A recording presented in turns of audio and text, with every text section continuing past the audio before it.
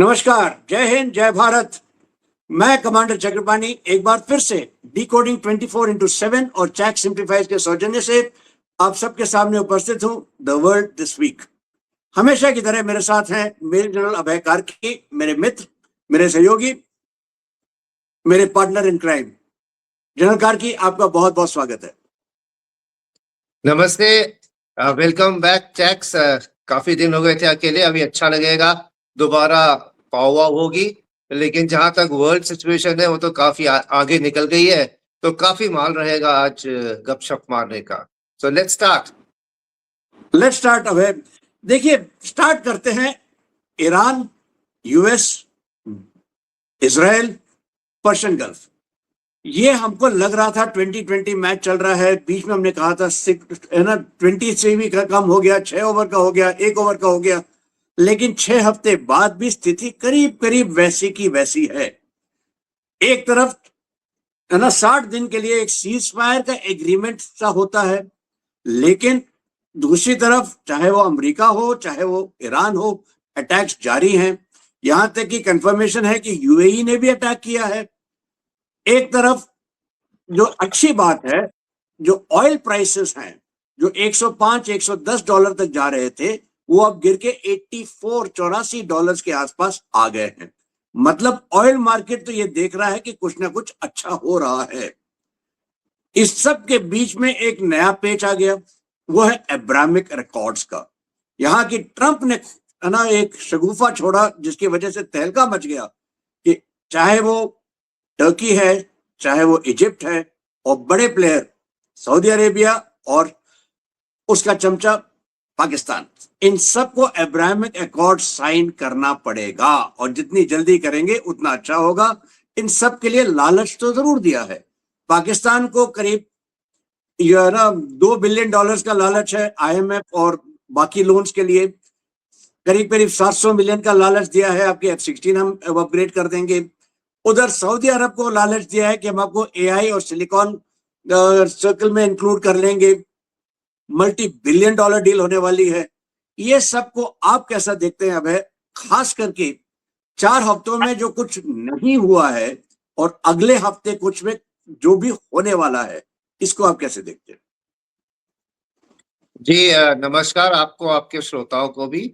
ये ईरान और यूएसए में मेरे को एक कहावत याद आ रही है, कहते हैं देयर इज ऑलवेज अ लल बिफोर अ स्टॉर्म, पर यहाँ पे लगता है देयर इज अ लल आफ्टर द स्टॉर्म।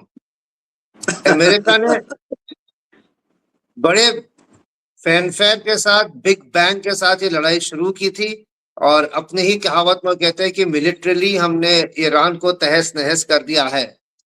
लेकिन ईरान है कि मानता नहीं है। और अभी जो आज की अगर सिचुएशन में हम आंकड़ा लें, तो अमेरिका डेस्परेट है एक फेस सेविंग डील के लिए कि वो वहां से निकले। और इसमें जो दोनों देशों का इक्वेशन था बिफोर द वॉर, जिसमें अमेरिका हावी था और एक खतरनाक टोर्नेडो की तरह वो ईरान के ऊपर बरस रहा था, आज की तारीख में लड़ाई के बाद जो लल है, इसमें ईरान का स्टेचर एक इक्वल की तरह हो गया है। वो अमेरिका के सारे प्रस्ताव को ठुकराने की हैसियत आज रख रहा है, क्योंकि उसकी जेब में सारे कार्ड्स है। उसने दिखा दिया कि उसकी सैन्य शक्ति से यूएस की वो नहीं झुकेगा। उसने दिखा दिया है हॉर्मुज मेरे पास ही रहेगी चाहे कुछ भी हो जाए। और जहां पहले ये मानता था कि न्यूक्लियर कैपिंग और आईए के इंस्पेक्शन और मेरे वो हो जाएंगे 28 फरवरी से पहले, वो आज की तारीख में वो कतई मानने को तैयार नहीं है कि हम अपने सिविलियन न्यूक्लियर प्रोग्राम से कोई भी वो नहीं करेंगे। और चौथा, जिस रजीम चेंज के लिए पहले 48 घंटे में अमेरिका ने डिक्लेयर कर दिया था, आज उसी रजीम के बचे हुए अवशेषों से वो बात कर रहा है, और शायद पछता रहा है कि अगर वो रजीम और वो वाली जो स्टेट्समैन वाले जो लोग थे, अगर वो जिंदा होते तो शायद दोबारा इनको अच्छी एक डील मिल जाती। लेकिन अभी आईआरजीसी के जनरल्स के हाथ में पूरी कमान है, उनके सर पे खून सवार है, और डिप्लोमेसी और स्टेटमेंटशिप उनको नहीं पता। ये भी बोलते हैं कि ईरान के अंदर जो अरागाची और पेजेश्कियान जो बात कर रहे हैं, और जो पीस की बात और नेगोशिएशन कर रहे हैं गिव एंड टेक का, उसमें उनको वापस जाके AIRGC के जो हार्डलाइनर्स हैं वो बिल्कुल उनको गद्दार घोषित कर देते हैं। और विद इन ईरान जो लीडरशिप है आज नेगोशिएटिंग की, उसमें ये नहीं समझ में आ रहा कि उनको चाहिए क्या, क्योंकि नेगोशिएटिंग पोजीशन अरागची और पेजेश्कियान और गलीबाफ की कुछ और है, लेकिन जो अंदर आते हैं और जो ये 31 प्रोविंसेस के बैठे हुए हैं जो वॉरलॉर्ड्स, उनकी कुछ और सोच है। तो इसके बीच में अभी ये जो लल चल रहा है, इस पे मेरे को लगता है कि जो 60 दिन है उसका एक महत्व है। 60 दिन में अपना ईरान तो यह देख रहा है कि भैया इसमें एक फ्रेमवर्क तैयार करो और उसके बाद हम न्यूक्लियर की बात करेंगे। इन 60 दिनों में हम आप दिखाइए कि आप अपना ब्लॉकेट कम करेंगे, आप दिखाइए कि हमारे 12 बिलियन जो डॉलर्स अटके हुए कतर में वो आप हमारे रिलीज कराएंगे और सैंक्शंस लिफ्ट करेंगे। उसके बाद हम जो है 60 दिन बाद एक फ्रेमवर्क तैयार हो जाएगा, जब ट्रस्ट बनेगा तब हम न्यूक्लियर की बात करेंगे। अमेरिका बेचैन है, हमें जो रेड लाइन ट्रंप ने डाली है कि सबसे पहले तो न्यूक्लियर का होगा, वो ईरान के लिए नो गो है और अमेरिका किसी हालत में नहीं है कि उसको वो पुश कर सके। और पूरी दुनिया यहाँ पे बेताब है कि ये हॉर्मुज की स्ट्रेट खुले तो दुनिया की इकोनॉमी में एक स्टेबिलिटी आए। पब्लिक जो यूएसए की है वो खून खोल रहा है उनका अपने लीडर को देख के, ट्रंप को, जिसने देश को ऐसी हालत में फंसा दिया जहां इन्फ्लेशन इतना हाई है और सबके सब पूरी दुनिया उनसे अलग थलग हो रखी है। और इस बहाने उनको जो चाइना के साथ जो बातचीत करनी थी उसमें भी उनको झुकना पड़ा। तो ये तो सारी बातचीतें ये हो गई हैं। अब आ जाइए आप अब्राहम अकॉर्ड्स पे। अब्राहम अकॉर्ड जो है, अगर इसकी हिस्ट्री देखी जाए तो ये यूएस का एक इनिशिएटिव है कि हम इंसेंटिव देके जो सुन्नी अरब देश है, सुन्नी अरब वर्ल्ड जो है टू स्टार्ट विद, उसको हम इजराइल को रिकॉग्नाइज करा के इजराइल के साथ उनकी ट्रीटी करा दे। और इसमें रोड़ा क्या था, सारी अरब स्टेट्स जो है और ओआईसी जो है इस्लामिक कंट्रीज की ऑर्गेनाइजेशन, इनका एक ही मुद्दा है कि जब तक पैलेस्टाइन का मुद्दा नहीं सॉल्व होता, यानी पैलेस्टाइन की स्टेटहुड नहीं कायम होती है इजराइल द्वारा, तब तक हम इजराइल से बात नहीं करेंगे, उसको रिकॉग्नाइज भी नहीं करेंगे। तो ये शुरू हुआ था 2020 में। आपने कुछ इंसेंटिव दे के यूएई, बहरीन, उसके बाद सूडान, मोरक्को, इनको तो साइन करवा लिया है, लेकिन आज की तारीख कजाकिस्तान में भी कर दिया है। कजाकिस्तान भी, एक कजाकिस्तान भी था, बट कजाकिस्तान ने तो it is not an Arab, not an, उसने अपने आप करा दिया है to gain favour with the United States. लेकिन जो मेन जो पैलेस्टीन और पैलेस्टीन से उसको कोई फर्क भी नहीं पड़ता कजाकिस्तान को।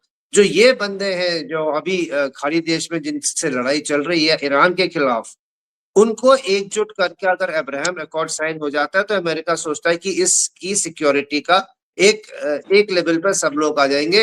लेकिन ये लोग भी शायद सोच रहे हैं कि हम रीजनल सिक्योरिटी अगर करेंगे ईरान के खिलाफ तो अमेरिका के बिना भी चल सकता है, क्योंकि अमेरिका के रहते हुए उनके बेसिस पे अटैक होता है, हम पे अटैक होता है। तो यहाँ पे ये बात आ गई है।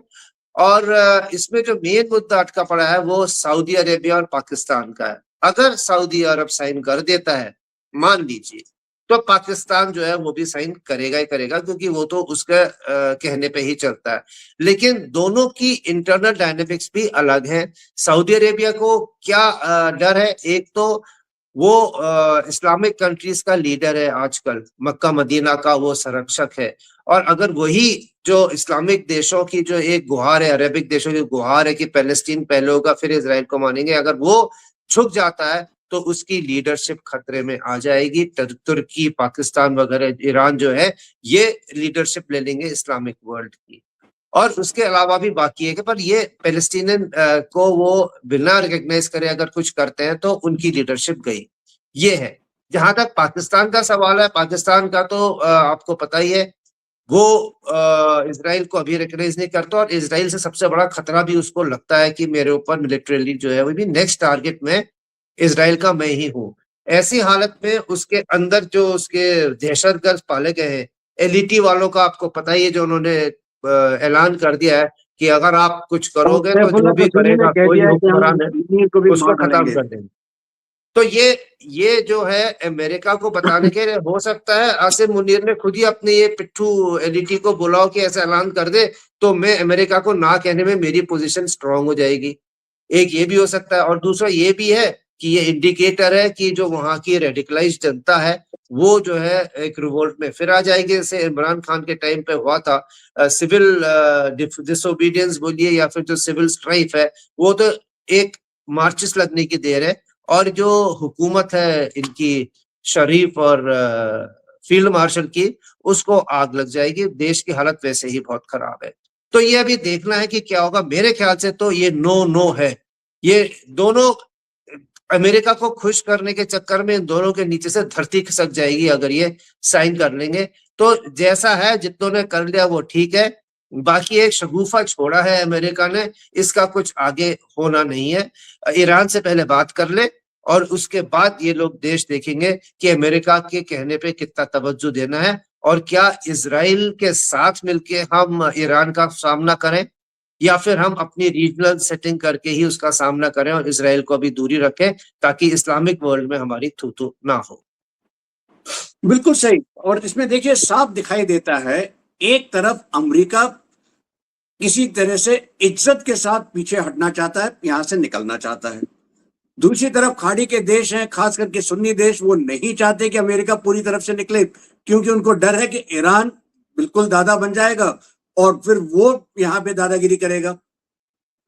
तीसरा जो बहुत महत्वपूर्ण चीज है वो है ईरान की जनता। ईरान की जनता के सामने चाहे वो इन्फ्लेशन है जो 60-70% से ज्यादा है, बेरोजगारी तो है ही, उसका खड़क आइलैंड का जो टर्मिनल है वो बंद पड़ गया है, यहां तक कि उसका जो ईरानियन रियाल है उसकी कीमत बिल्कुल जीरो के बराबर हो गई है, क्योंकि 1.34 मिलियन रियाल बराबर है $1 के। इंप्रूवमेंट हुआ है, उसमें कोई शक नहीं है। 2.2 हो गया था करीब एक महीना पहले, अब 2.2 से 1.34 मिलियन पे आया है। आप इसको इंप्रूवमेंट कहें या कुछ भी कहें, वो है।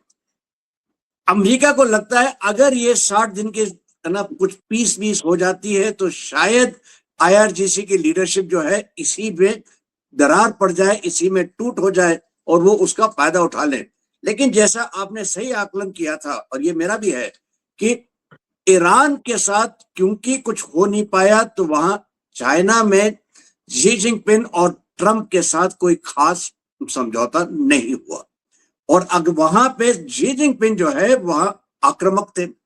यहां तक कि अमेरिका का रिस्पांस ऐसा रहा जो मैंने कभी अपनी जिंदगी में नहीं सुना है, कि जितने भी गिफ्ट मिले थे अमेरिकन को चीन के तरफ से, उन्होंने वही सारे गिफ्ट टारमैक में रखे, डस्टबिन में डाल दिए और अमेरिका के लिए रवाना हो गए। क्या यही वजह है कि अमेरिका ने जापान को उकसाया कि आप फिलीपींस के प्रेसिडेंट को अपने पास बुलाइए और वहां पे कुछ शुरू करिए? क्या यही वजह है कि मार्को रूबियो भागम भाग हिंदुस्तान आए एक दिन के मीटिंग के लिए, क्वाड फॉरेन मिनिस्टर्स मीटिंग के लिए, लेकिन रह गए 3 दिन, शुरू किया कलकत्ते में, आगरा भी गए, जयपुर भी गए, जहां से उनको रवाना किया गया जयपुर से काफी बहुत छोटे, बहुत लो लेवल के ये गुड बाय बाय बाय से कहते हुए। लेकिन क्वाड के फॉरेन मिनिस्टर्स में बहुत कुछ हुआ है। फ्रॉम एक मेजर एक्शन पॉइंट कि हम एक नया पोर्ट साथ साथ बनाएंगे फिजी में, जो ऑस्ट्रेलिया का बैकयार्ड है, चाहे वो सिलिका के बारे में, या फिर आप AI या फिर आप रेयर अर्थ की बात करें तो वहां पे समझौते हुए हैं। यहां तक कि ज्यादा दिलचस्प रहा है bilateral meetings, India Australia, India Japan. आप इस सब को कैसे देखते हैं? क्वाड में क्या हुआ? आप इसको कैसे आते हैं कि आगे चल के क्वाड में क्या होगा? क्या नई जान फूकी गई है क्वाड के अंदर? अगर नई जान फूकी गई है तो क्या क्वाड अब एक ऑफिशियल स्टेटस ले लेगा जिसका एक हेडक्वार्टर बनेगा? और अगर मेरा माना जाए तो फिर उसको हेडक्वार्टर बनाना चाहिए गलाथिया बे या अंडमान निकोबार में, ताकि फिर आपके पास इंडो पैसिफिक के ऊपर दृष्टि रखने के लिए और चीन के ऊपर दृष्टि रखने के लिए एक बहुत बेहतरीन अनसिंकेबल एयरक्राफ्ट कैरियर मिलेगा। क्या देखते हैं आप इसको? देखिए, अभी 2 चीजें, एक तो ट्रंप के आने के बाद उसका इंडिया की तरफ रवैया, या फिर ट्रंप एडमिनिस्ट्रेशन का इंडिया से थोड़ी दूरी बढ़ाना, या नेगेटिव आउटलुक रखना, जिसमें आप गिना सकते हैं इमिग्रेशन सबसे पहले हथकड़ी डाल के हमारे लड़कों को वापस भेजा था। उसके बाद सिंदूर की लड़ाई के बाद उन्होंने खुद क्लेम कर लिया है। कभी उसको हेल होल बोलते हैं। इमिग्रेशन में हमारे को काफी वो प्रॉब्लम दे रहे हैं। इलेक्शंस में जब हमारे वे थे तो अमेरिकन इन्फ्लुएंस की बात हुई भी थी, और अभी पाकिस्तान की तरफ जो उन्होंने हाथ मिला के जानबूझ के हमें तंग करने के लिए वो हाथ बढ़ाया था। तो इन सब चीजों को देखे इंडिया जो है इस एडमिनिस्ट्रेशन से नाराज है। लेकिन क्या इंडिया अमेरिका के बिना रह सकता है? क्या इंडिया और अमेरिका के एंगेजमेंट खत्म होंगे? मेरे ख्याल से नहीं, क्योंकि ये ट्रम्प के रहते रहते जो होगा तो होगा। इंडिया की जो मल्टी लेवल अटैचमेंट्स या इंटीग्रेशन है अमेरिकन सोसाइटी, अमेरिकन इकोनॉमी में, वो मेरे ख्याल से जो आउटलास्ट करेगी ट्रम्प एडमिनिस्ट्रेशन को, और things will improve after that. तो क्वाड भी आप यही मान लीजिए कि इस बार जो ट्रम्प की पर्सनालिटी है उसने जो डैमेज किया था उसकी वजह से वो है। और जो चाइना में मेरे ख्याल से ट्रम्प को थोड़ा सा अपने को झुकना पड़ा और उनकी जो शक्ति पे एक प्रश्न चिन्ह आया है, तो उनको लगा कि हो सकता है कि साउथ चाइना सी में इंडिया के बिना कोई और एक्टर नहीं है जो कि चाइना को कंटेन करेगा। और चाहे अमेरिका कुछ भी बोले, उनके साथ G2 की बात करे या हम ट्रेड का ये करेंगे, जो पावर प्ले और इन्फ्लुएंस है और जो ग्रेट गेम है साउथ चाइना सी में और इंडो पैसिफिक में, वो चलता ही रहेगा। चाइना तो बोलता है let us divide this lake, हम इस लेक को बांट लेते हैं, गुआम तक हम कर लेते हैं, गुआम के उधर पे अमेरिका आप देख लीजिए। तो ये तो उसकी स्टेटेड पॉलिसी। और जो चाइना है, the revisionist China, middle kingdom, lost years of humiliation, वो तो भैया अपना बढ़ाव करेगा ही जहां तक वो सोचता है कि उसको करना है। तो ऐसी तरह में जो क्वाड की अभी मीटिंग हुई है, चाहे वो मिनिस्टर लेवल ही थी और अभी लीडर्स की नहीं हुई है, पर ये संकेतक है, क्योंकि मार्को रूबियो भी एक ऐसे शख्सियत है जो कि इंडिया की तरफ झुकाव रखते हैं। इस एडमिनिस्ट्रेशन में एक वही है जिन्होंने कभी इंडिया के लिए अपशब्द नहीं कहे और इंडिया की वैल्यू को वो पहचानते हैं। तो ये अच्छे हैं जो आपने बिल्कुल सही। बताया, जो इनिशिएटिव हुए थे, मैरिटाइम इनिशिएटिव हुआ था, क्रिटिकल मिनरल्स का हुआ था। साथ ही साथ जो आप कह रहे हैं कि इसकी अहमियत किसको, क्वाड किसको ज्यादा चाहिए? मेरे ख्याल से अमेरिका के जो प्रेजेंट रवैया को देखते हुए ऑस्ट्रेलिया और जापान, इन दोनों को काफी डर लग गया कि अगर ये अमेरिका का ऐसा ही रवैया रहा तो हमें अपनी रीजनल नेटवर्किंग ज्यादा अच्छी रखनी पड़ेगी, सिक्योरिटी नेटवर्क्स हमारे और अलायंसेस बनाने पड़ेंगे। और इसीलिए दोनों के दोनों हमारे साथ बायलैटरल अच्छे अग्रीमेंट्स हो रहे हैं। और मेरे ख्याल से जापान के साथ हमारा डिफेंस प्रोडक्शन वगैरह का जो होगा वो आगे अच्छी तरह से बढ़ेगा। ऑस्ट्रेलिया के साथ तो चल ही रहा है। तो ये अगर आप देखें तो जो मीटिंग्स भी हैं, और अभी जापान का भी डिफेंस बजट इंक्रीज इतने सालों बाद उन्होंने किया है, और मिलिटराइजेशन और थोड़ी ऑफेंसिव कैपेबिलिटी की वो बात कर रहे हैं, सेल्फ एंड फोर्सेस की, उसमें भारत उनके लिए बहुत काम आएगा। और वो बहुत पहले से ही इस कोशिश में रहते हैं कि भारत उनके साथ एक अलायंस में आ जाए। और क्वाड चाहे एक अलायंस नहीं है, एक सिर्फ अग्रीमेंट है, लेकिन ये एक प्रिकर्सर हो सकता है जहां चाइना की जो एग्रेसिव इंटेंट है उसको कंटेन करने के लिए चाइना, इंडिया, ऑस्ट्रेलिया और जापान ये मिलके कुछ ठोस कदम ले सकते हैं। अमेरिका उसमें हो तो अच्छा है, ना हो तब भी ये एक इम्पेरेटिव है। बिल्कुल सही कह रहे हैं आप। देखिए, चाइना फोकस इतना रहा है इंडिया का कि अब आपको याद होगा, कई साल पहले की बात है, कई दशक पहले की बात है, जब जॉर्ज फर्नांडिस ने कहा था कि हमारा जो असली दुश्मन है वो चीन है, पाकिस्तान नहीं है।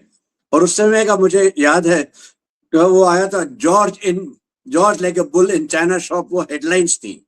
लेकिन अब वो देखिए, बिल्कुल साफ दिखाई दे रहा है कि चीन ही हमारा मेन एडवर्सरी है। और मेन एडवर्सरी के खिलाफ जो हम कर रहे हैं वो क्या कर रहे हैं? एक तरफ आपने ब्रह्मोस को बेचा फिलीपींस को, ब्रह्मोस का डील हो गई है, यहां तक कि डिफेंस सेक्रेटरी ने एक्सेप्ट किया है कि डील साइन हो गई है, बताई नहीं गई ऑफिशियली। वो शैंग्रीला डायलॉग्स के वहां के जो उनका जो प्रेस कॉन्फ्रेंस हुई थी। तीसरा, इंडोनेशिया के साथ बात चल रही है, वहां भी आपका ब्रह्मोस जाएगा। फिलीपींस को आपने अभी तक है ना जो लिमिटेड रेंज वाली बेची थी ब्रह्मोस, अब आप कह रहे हैं कि अब 500 किलोमीटर की भी बेचेंगे। यहां तक कि फिलीपींस ने एक जॉइंट एक्सरसाइज की थी जिसका नाम था मुझे नाम याद नहीं आ रहा है, उसने नाम साइन, वो एक्सरसाइज थी एक्सरसाइज बाली कतल। इसके दौरान उसने अमेरिका और जापान के साथ एक्सरसाइज में ब्रह्मोस को इंटीग्रेट किया था। साफ दिखाया जा रहा है कि ये अब इंटीग्रेट हो गई है, जहां तक कि फिलीपींस का सेल्फ डिफेंस है। नेचुरली चाइना के ऊपर बहुत दबाव पड़ रहा है इसकी वजह से, और चाइना जो साउथ चाइना सी को अपनी बपौती मानती थी, अब उसकी वहां पे उतनी नहीं चलेगी। आपने सही कहा है, जापान ने अपना डिफेंस बजट बढ़ा दिया है, यहां तक कि इतना बढ़ाया है कि किसी को 5 साल पहले अगर आपने किसी को कहा होता तो वो यही कहता कि जापान इतना पैसा डिफेंस पे नहीं खर्च करेगा। आपको वो दिखाई दे रहा है। यहां से अगर आप हटते हैं, देखिए आपको याद होगा जब ऑपरेशन सिंदूर हुआ था, हमारे खिलाफ 2 मेजर पावर्स काम कर रही थी। चाइना, तो आपने चाइना का फोकस देख लिया क्वाड और बाकी चीजों के साथ। दूसरा था टर्की, क्योंकि टर्की ने पाकिस्तान को बहुत ये किया था। तो इस दौरान आपने देखा कि ये ब्रह्मोस डिप्लोमेसी जो हमने हमारे एक छोर पे स्टार्ट की थी ईस्टर्न साइड में, अब हम वेस्टर्न में कर रहे हैं। साइप्रस के प्रेसिडेंट अभी अभी आए थे कुछ दिन पहले, उन्होंने जो बताया कि हमने एक स्ट्रेटेजिक पार्टनरशिप की है इंडिया के साथ।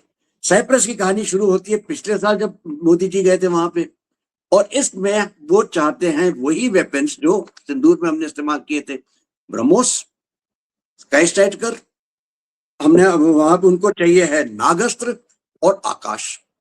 ये अगर आपने 4 दे दिए तो टर्की के खिलाफ तो मोर्चा खुल ही गया है।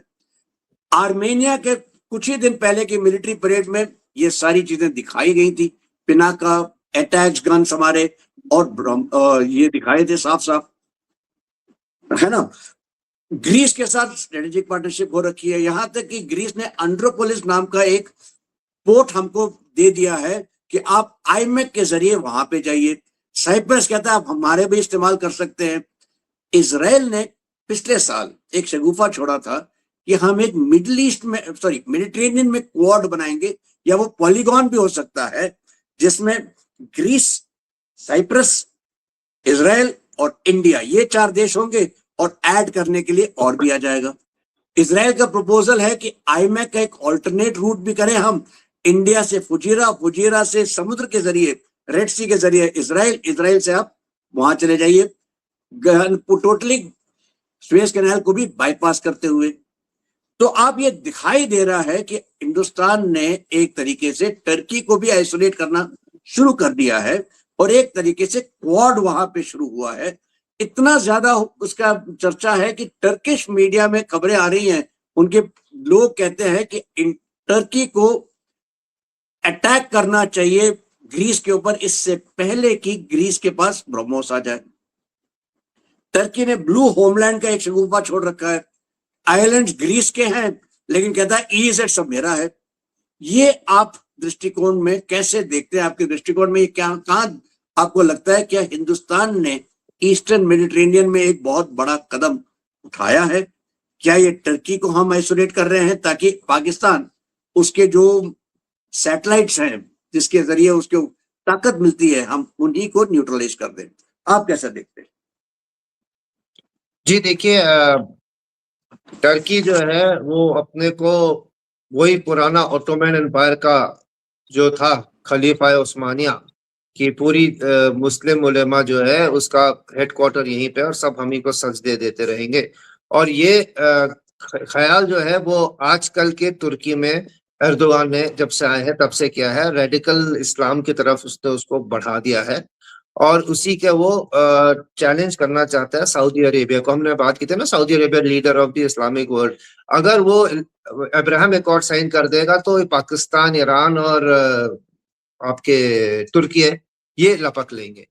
तो तुर्की ऐसा था नहीं, कमाल अतातुर्क ने उसको बिल्कुल सेक्युलर नेशन बनाया था और काफी प्रोग्रेसिव हो गया था। लेकिन ये एर्दोगान के आते ही इन्होंने ऐसी विडंबना हो गई है आजकल कि जो आजकल की जो यंग लड़कियां हैं वो तो बुरके में घूमती हैं, उनकी मां स्कर्ट्स में घूमती हैं। इस हिसाब से उन्होंने ये जो हमारे वहां भी चल रहा है बुरका वाली फौज का, वो माइंड ब्रेन वॉश वहां पे हो रहा है। खैर बी दैट इज में अभी क्या रहा है पावर प्ले। तुर्की जो है बांग्लादेश में ड्रोन फैक्ट्री लगाना चाहता है, 1 लाख जो है वो मिलिट्री ड्रोन्स बनाने की काबिलियत रखेगा। पाकिस्तान में तो सिंदूर में आपने देख ही लिया था, खुलेआम उसको सपोर्ट था। और जो नूर खान में हमने जो सेंटर डिस्ट्रॉय किया, उसमें जो कमांड एंड कंट्रोल सेंटर था उसमें तुर्की के ऑपरेटर्स थे, 50-60 तो रहे करेक्ट होंगे, ड्रोन ऑपरेटर्स और कंट्रोलर्स थे जिनको मारा गया था। तो करेक्ट। उसके बाद भी जो उसने अपने ड्रोन्स में तुर्की ने बहुत पहले लीड ली थी। और अगर हम शुरू करें आर्मेनिया से, आर्मेनिया और अजरबैजान 2 दुश्मन देश हैं। आर्मेनिया क्रिश्चियन है, अजरबैजान मुस्लिम है, और अजरबैजान को तुर्की का पूरा सपोर्ट है। और पिछली जो पहले लड़ाई हुई थी कन्वेंशनल में, आर्मेनिया ने अजरबैजान को हराया था, लेकिन उसके बाद दोबारा लड़ाई जब हुई थी तो अजरबैजान ने तुर्की के ड्रोन्स के जरिए, ये बख्तियार ड्रोन्स जो है इनकी बहुत इनको मैसिव वो होगा था लॉस, और इनको हटना पड़ा। नगारो वो बाराक जो था हाँ नगोरो कराबाख। तो ये तो उनकी कहानी है। और तब आर्मेनिया को इंडिया ने ऑफर किया था, और इंडिया ने उसको over the years self propelled artillery, ATAGS है, ड्रोन्स है, आकाश है, पिनाका है, और ये सब चीजें ब्रह्मोस अभी देने की बात हो रही है। और पिनाका में अभी पिछले साल ही इनकी एक स्कर्मिश भी थी, पीजीएम्स के थ्रू अजरबैजान के कितने टैंक्स हमारे पिनाका ने वहां पे जाके उड़ाए थे। और ये इंडिया के लिए भी सूट करता है। एक तो मेक इन इंडिया का हमारे वेपन्स की वहां पे वाहवाही हो रही है, और दूसरा जो अजरबैजान तुर्की का अलाय था उसको पिटाई हो रही है। प्लस आर्मेनिया जो है वो तुर्की के ईस्टर्न बॉर्डर पे बैठता है, ईस्ट की तरफ से 130 किलोमीटर के आसपास का उसकी बाउंड्री है। तो ईस्ट के उसका हमने एक पकड़ लिया, जैसे मान लीजिए बांग्लादेश हमारे ईस्ट में तुर्की कर रहा है, हमने उसके ईस्ट में आर्मेनिया कर दिया। साउथ में आपका आता है साइप्रस जो है वो भी आधा ग्रीस टर्की ने ले रखा, आधा साइप्रस के पास है। और वहां पे भी हम अभी जो ट्रीटी कर रहे हैं वो वही किस्म के हथियार वगैरह होगा जो कि हमने इनको आर्मेनिया को दिया था, उसी तरह से उनको भी करेंगे और हेल्प करेंगे वेपन से।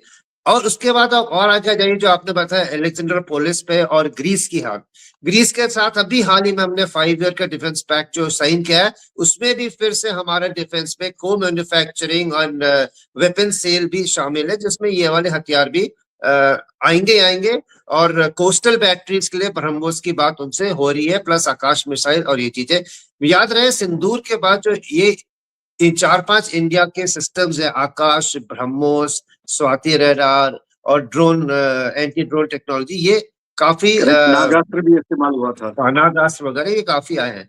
तो ये 3 जगह से। और ये तो हो गया आपका तुर्की के लिए। अब तुर्की घबराया हुआ है, क्योंकि अगर ये ब्रह्मोस जैसी मिसाइल है और ये आ जाएंगे तो उसका जो रीजनल दादागिरी है वो काफी कंस्टेंट है। उसको अपनी टैक्टिक्स ही दोबारा सोचनी पड़ेगी, डिफेंसिव उसको अपना देखना पड़ेगा, क्योंकि इसका कभी तक लाइलाज है ब्रह्मोस। उसके साथ ही जो आईमेक का आपने बात किया था, आईमेक के चाहे कहीं से भी आप जाए, चाहे फुजेरिया से जाए, चाहे आप ओमान सऊदी अरेबिया से, चाहे रेड से जाए, एक पोर्ट बहुत जरूरी होता है, हाइफा, इजराइल का हाइफा पोर्ट। और हाइफा पोर्ट किसने खरीदा हुआ है 3 साल पहले? अडानी। वैसे ही जो ग्रीस की हम बात कर रहे हैं वो भी आईमेक में आएगा, अलेक्जेंडर पोलिस। वो वहां पे भी जो एक पोर्ट है वो किसने खरीदा है? अडानी ने। तो इंडिया अपने जो आईमेक का स्ट्रक्चर है, उसके जो मेजर बेसेस होंगे, पहले कमर्शियल उसमें होगा, बाद में मिलिट्री का भी हो सकता है, पर इंडिया का तुर्की को न्यूट्रलाइज करना और मेडिटेरियन के इलाके में अपनी प्रेजेंस और अपनी सैन्य शक्ति का प्रदर्शन करना। और तीसरा जो अपना ट्रेड रूट वहां से जाएगा, ये बॉटलनेक्स को छोड़ते हुए, जिसमें सारे देशों का फायदा होगा, ये एक बेल्ट एंड रोड का भी आपको उसको चैलेंजर होगा। और जो हॉर्मुज का अभी चल रहा है, इसको भी वो बाईपास करते हुए इंडिया जो है ये इसको फ्रक्टिफाई करेगा। और ये हमारे के दूरदर्शिता ही समझिए कि ये सब चीजें अभी हो रही हैं और ये अच्छी हो रही है। बिल्कुल सही। एक छोटी सी गलती मेरे से हुई थी। आर्मेनिया का बॉर्डर जो टर्की के साथ है वो तकरीबन 300 किलोमीटर का है। यहां तक कि ग्रीस का भी बॉर्डर है टर्की के साथ, वो है तकरीबन 192 किलोमीटर, 192 किलोमीटर का है। तो टर्की को हमने ईस्ट, साउथ और वेस्ट तीनों तरफ से उसको अभी घेर दिया है। Absolutely correct. और इस तरीके से हमारा जो है, चाहे वो इकोनॉमिक हो, आईमैक इकोनॉमिक है, लेकिन मिलिट्री ओवरटोन्स उसमें जरूर हैं। लेकिन हमने बात कर ली चाइना की, टर्की की, अमेरिका की, सऊदी अरब की, लेकिन जो मेन हमारा मुद्दा हमेशा रहता है वो है हमारा पसंदीदा पड़ोसी पाकिस्तान। पाकिस्तान के साथ जो है वहां जो हो रहा है ये तो हम जानते ही हैं। चाहे वो सैफुल्ला कसूरी कहता है कि हम आसिफ मुनीर और शहबाज शरीफ को मार डालेंगे अगर उसने इजराइल को रिकॉग्निशन कर दी, अब्राहमिक अकॉर्ड साइन कर दिए, लेकिन चुपके से, जिसको कहते हैं चोरी चोरी चुपके चुपके, वहां पे रशिया ने तालिबान के साथ एक नया समझौता किया है। इसको कह रहे हैं फ्रेमवर्क एग्रीमेंट फॉर डिफेंस। इस फ्रेमवर्क एग्रीमेंट ऑफ डिफेंस में आ जाता है एयर डिफेंस नेटवर्क्स एस्टेब्लिश करना, weapons, weapon training, intelligence sharing, ये सारी चीजें हैं। इस सबसे एक साफ फायदा अफगानिस्तान को दिखाई देता है, और वो ये है कि पाकिस्तान जो अब जब उसका मन करता है अपने हवाई जहाज उठा के फ्लाई का भेज देता है कि अफगानिस्तान के ऊपर वो बम गिरा दे, वो अब नहीं शायद कर पाएगा उसने उस तरीके से। दूसरा, आपने पाकिस्तान को पूरी तरह से एनसर्कल कर लिया है, यहां तक कि तालिबान ने तो काबुल नदी के ऊपर 8 या 9 डैम बनाने की योजना बनाई है जो वो हिंदुस्तान को देना चाहते हैं। काबुल नदी का अगर पानी सूख जाता है तो इंडस में जो पानी आ रहा है वो उसमें 3 नदियों से तो कम हो ही चुका है, या ना के बराबर हो गया रावी में। आपने नदन रिवर्स के ऊपर भी काम शुरू कर दिया, तो पाकिस्तान को पूरी तरीके से आप घूंट घूंट के लिए तरसाएंगे। आप ये जो हो रहा है अफगानिस्तान और रशिया के बीच में जो समझौता हुआ है, फ्रेमवर्क एग्रीमेंट, और इसका इम्पैक्ट पाकिस्तान के ऊपर क्या पड़ेगा, आप इसको कैसे आंकते हैं? बिल्कुल संक्षिप्त में करते हैं इसको। देखिए, मैं इसको जो आपने बता दिया उसके अलावा थोड़ा सा मैं कवर कर देता हूँ। इसमें पाकिस्तान की जो आईएसआई है वो अभी तालिबान को और अपने इंटर टीटीपी को काउंटर करने के लिए आईएसकेपी का इस्तेमाल कर रही है। आईएसकेपी अब उसका नया हथियार बन गया, इस्लामिक स्टेट ऑफ खुरासान है पाकिस्तान। खुरासान पाकिस्तान। तो खुरासान पाकिस्तान और आईएसकेपी जो है उसका मल्टी यूज है। एक तो वो उसको तालिबान के अगेंस्ट अफगानिस्तान का यूज कर रहा है। आईएसकेपी के एलिमेंट्स ही रशिया और सेंट्रल एशियन रिपब्लिक्स में भी गदर करते हैं। और जहां तक होता है, वेस्टर्न पावर्स जो है वो भी आईएसआई के थ्रू जो काम कराते हैं वो आईएसकेपी का ही उसमें काफी बड़ा हाथ होता है, रशिया को टाई डाउन करने के लिए, चाइना को टाई डाउन करने के लिए।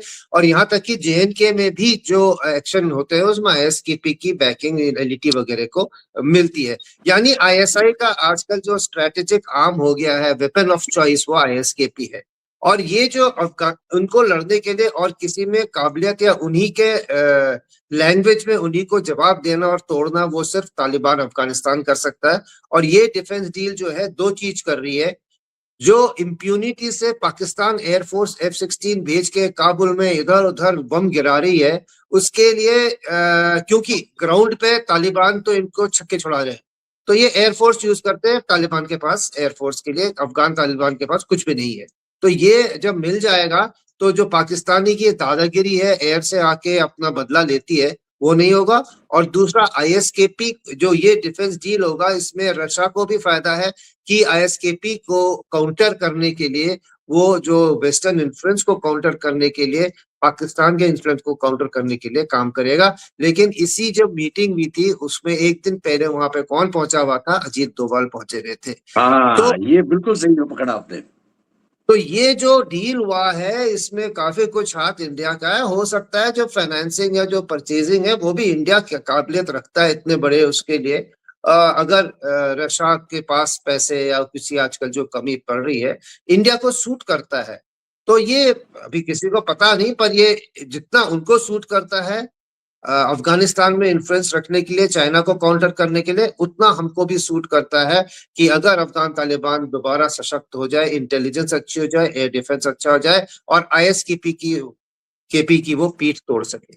तो ये जो है ये भारत के लिए एक बहुत ही अच्छी खबर है धीरे धीरे ISI का इन्फ्लुएंस खत्म करने के लिए। जी बिल्कुल सही कह रहे हैं आप।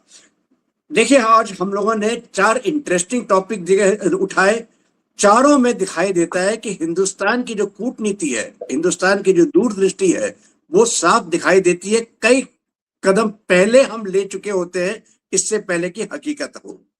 चाहे वो आईमैक को बढ़ाने की बात हुई हो, चाहे वो टर्की को आइसोलेट करना है या चीन को आइसोलेट करना है, या अमेरिका को इस स्थिति में लाना है कि उसको साफ दिखाई दे कि उसके पास और कोई चारा नहीं है, उसको आना ही पड़ेगा हमारे द्वारे, और हमारे द्वार आके हमें मांगना पड़ेगा कि सर आप आइए, जरा हमें मदद करिए। तो भाइयों बहनों, ये थी खबरें इस हफ्ते की। इंतजार कीजिए अगले हफ्ते तक, और तब तक के लिए हमें आज्ञा दीजिए। जनरल कार्की बहुत बहुत शुक्रिया। जय हिंद, जय भारत, नमस्कार।